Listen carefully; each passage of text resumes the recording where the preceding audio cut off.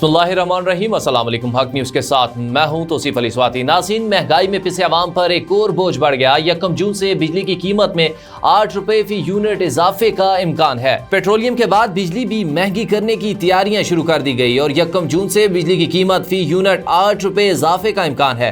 बिजली की कीमत में इजाफा बुनियादी टैरिफ की मद में होगा। ज़राए के मुताबिक फैसला 10 बिजली तकसीम कार कंपनियों की दरख्वास्तों पर नेपरा के फैसलों के बाद होगा।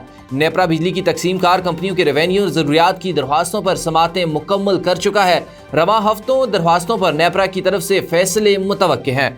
वज़ारत तवानाई का कहना है कि फैसले जारी होने के बाद पावर डिवीजन बिजली की कीमत बढ़ाने का ख़त्मी फैसला कर सकेगी। नेपरा का फैसला आने के बाद वफाकी हुकूमत टारगेटेड सब्सिडी का फैसला भी करेगी।